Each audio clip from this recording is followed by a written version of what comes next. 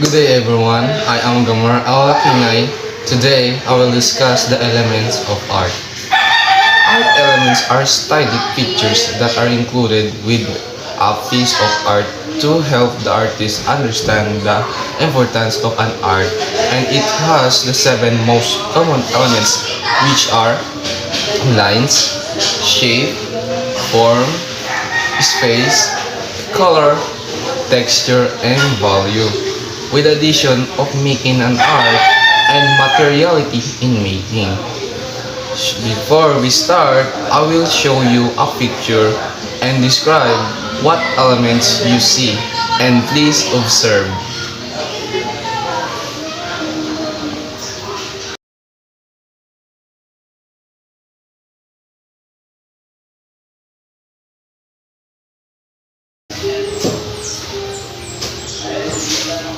And now, we will be learning the definition for our new grammar and looking at example for each. The line. A line is a path that a point takes through space, can be thick, thin, dotted, or solid. They can make straight movements, zigzag, waves, or curls, and it depends for a lines. They may be horizontal line, vertical line, and diagonal line. And the second one is shape. Shape is created when a line becomes connected and encloses space. It is the outline or outward appearance of something. Shapes are two-dimensional. They are 2D, which means there are two ways they can be measured. You can measure its height and weight. And the shape is a two-dimensional object. It is a flat, it has height and width but no depth. Shape can be either are geometric or organic. The geometric shapes are regular and precise. They have smooth, even edges are measurable. That include the square, the circle, the triangle, and the rectangle. And the organic shapes are irregular.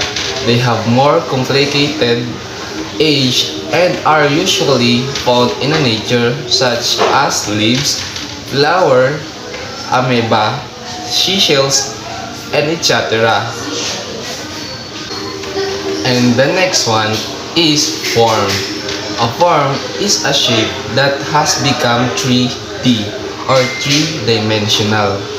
Form has height, weight, and depth, which is the three dimension.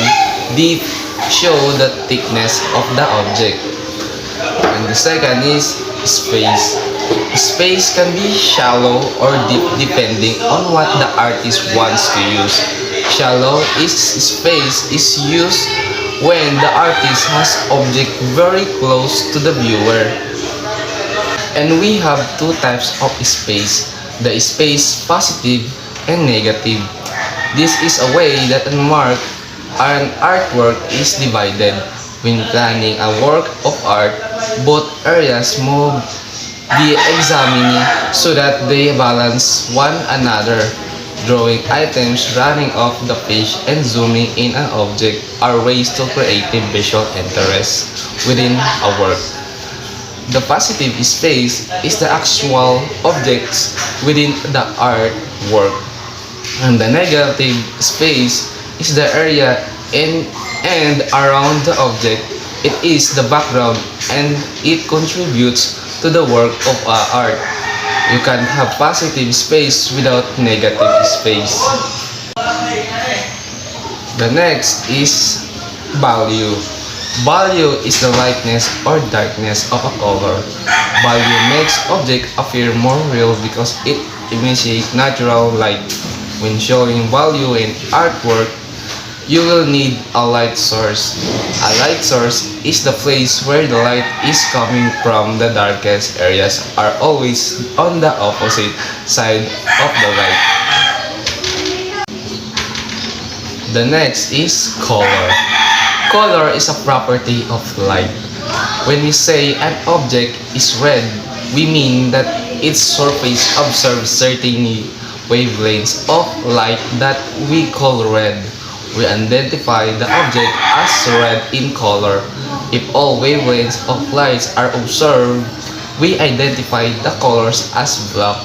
If we all wavelengths of color are reflected, we see white. And color has three characteristics: the hue, value, and intensity. Hue is a color actual the color we see such as a red. Value refers to the lightness and darkness of hue. For example, maroon is a dark value. Shades of red and pink is a light value tint of red.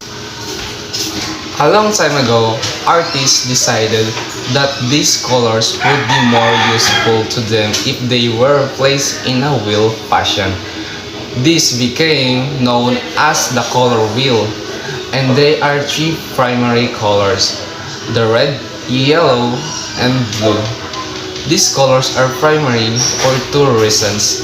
The number one is they can't be mixed to be made. Number two is they make all the other colors and the color well.